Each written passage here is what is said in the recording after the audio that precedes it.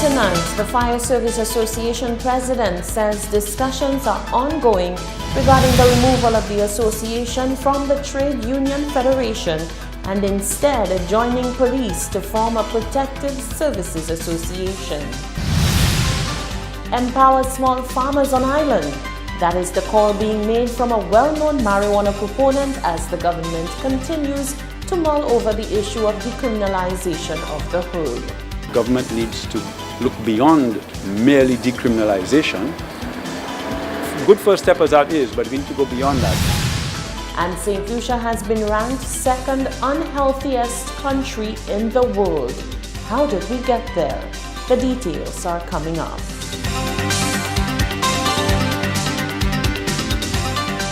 This is the Hot 7 Nightly News with Lovely and Amy Joseph. It is Tuesday, the 19th of March 2019. Welcome to the Hot 7 Nightly News on Flow Channel 117, also being simulcast on Kiss FM. I'm Lovely St. Amy Joseph. Thank you for joining us. We begin tonight's broadcast with news that the St. Lucia Fire Service continues to stay away from work as they take the last resort option, strike action, in order to force government to accede to their demands. The strike action has moved into the 7th day, with officials saying that it remains nearly impossible to respond to emergencies. In fact, Hot 7 News has been given information that 3 stations throughout the island are currently operational. The island has moved into the 7th day of strike action by staff members of the St. Lucia Fire Service Department. Assistant Divisional Officer of the SLFS, David Antoine, noted that following the Monday 18th March meeting between the government negotiating team and the Fire Service Association, the members have continued to withhold their services, forcing only 3 stations to be functional on island. As it stands today, our staffing continues to be significantly affected. As we speak, we only have just 2 stations open in the north, being the fire post at the VG Airport and Fire Service Headquarters. Similarly, in the south, we have Crash Fire Hall alone being open and the rest of the stations being closed. Antoine highlighted that although the functional fire service locations are responding to emergencies, the focus remains ensuring that smooth operations of the island's airports are guaranteed. First and foremost, we're trying to keep our stations on the airports open so that flights can take off and land. But the other stations island-wide, they're all being closed because of the protest action. He added that the response of the SLFS has been diminished to a point of near impossibility. Given what is happening, it has also severely affected our manning of the vehicles, and as a consequence of that, it is almost impossible that we respond to emergencies as they come in. Our response capabilities are also affected. We may have to respond to calls as a matter of, as it ranges in severity, because we do not have the manpower. And I'm certain that you would have heard over the weekend what happened, because we do not have the numbers to make response to emergencies possible. And how exactly is that severity measured? Over the weekend, the department was tasked with responding to 2 incidents, one involving an accident in Bexo and the other involving a pregnant woman in distress. Antoine said, in that instance, it was really up to a first call, first serve basis.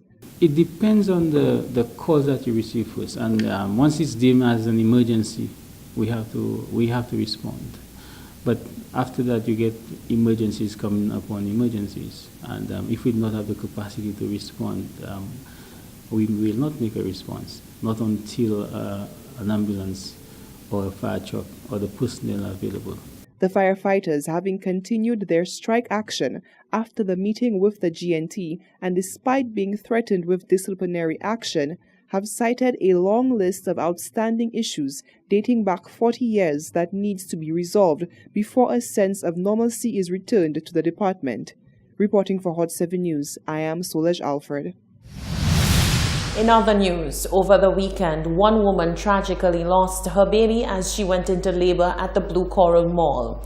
Several calls to the fire department to have an ambulance sent to the scene were met with apologies from officials manning the emergency lines at the time. The ongoing strike, which is now in its 7th day, has affected the operations at the headquarters, which we are told is still operating on skeletal staff. Incidentally, 2 days before the tragic incident, Hot 7 News posed this question to the president of the St. Lucia Fire Service Association. Lead me to what will happen, the fire right now in Castries. There's a call made to the headquarters right now. What happens then? I have no idea, Trisha, and I'm being honest.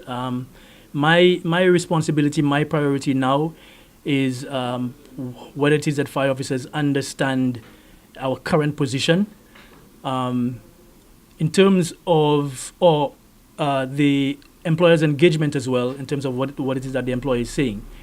Specific to a call, an emergency coming into fire service headquarters, I do not know what the operations are now. I do not want to seem like I'm coming to encroach on what is happening at fire service headquarters. I'm simply here to continue engaging fire officers, letting them know what is happening. The association currently falls under the body of the Trade Union Federation, which may be subject to change. The TUF is always going to have its role to play. As unions, I think we must understand that the basic purpose of unions is that unity is strength. And so, again, we're all St. Lucians. So when the fight starts, we all must fight. Whether it is under the umbrella of the Trade Union Federation or under the umbrella of a Protective Services Federation, we're all in this together. So the Trade Union Federation stays. The Fire Service Association has no concern about pulling out of the Trade Union Federation. We do not hold it against the police for pulling out of the Trade Union Federation. They have their reasons for doing so. In the past, have they contacted you, being a Protective Services, being part of it? We have had talks on it. We are actually we are making progress on that. I wouldn't give any specific updates, but yes, we've met. We are discussing it, and the work is ongoing. Shane Felix has been a fire officer for more than 20 years. Deputy President General of the National Workers Union, Solace Myers, has responded to questions about the effectiveness of unions and industrial action in terms of driving changes, both industrial and social change. Pundits argue that the days of industrial action having real meaning and consequence, like it did during the banana strike, are well behind St. Lucia. Myers says, don't be too sure of that. Never say never. Nothing can lose its meaning in this kind of climate, because you'll appreciate the world has changed. The economic situation that we used to have 20 years ago is different. Even the industrial relations climate is different. What I can tell you is right now, when you sit down with a company and you negotiate, you meet with the people in front of you. You deal with the matters at hand. Coming out of that, then you can see whatever steps can be taken to rectify whatever situations you have. She makes a passionate argument for open dialogue at the bargaining table. You must sit, you must discuss, you must have transparent, open and honest discussions. You cannot be at the back trying to bicker and, not being able to address things directly in front of you. You must address the matters at hand before anything else can be taken. And as I indicated, that is how we have addressed all of our negotiations, and we intend to continue in that direction. As unions like the CSA, SLTU and Fire Service Association continue to express their frustration and grievances with the progress or lack thereof with the GNT, trade unionist turned minister Mary Isaac has accused public sector unions of trying to create mischief in the country. Once again, her school has fallen prey to thieves. The Cicero Secondary School was burglarized over the weekend. The principal of the learning institution, A.D. Paul, spoke to Hot 7 News on Tuesday. Over the weekend, the school was burglarized. Sometime during late Saturday or early Sunday morning, thieves broke into the technical drawing lab, where they damaged the door and cut the padlocks on the inside iron gate. They ransacked the lab, and they were able to break open the cabinets, which houses tablets and laptops. Several laptops and several tablets were taken. During their getaway, they apparently lost some, which was recovered by the police sometime on Sunday morning. There is a serious setback, especially for a school like ours that uses technology to drive the curriculum. The machines are used by the students in the instructions they are given. In cases where in technical drawing, there are software that they use to actually do their drawings. They also save their materials on the machine as well. So when persons come in and take away those resources from them, it means that the work they have done is lost.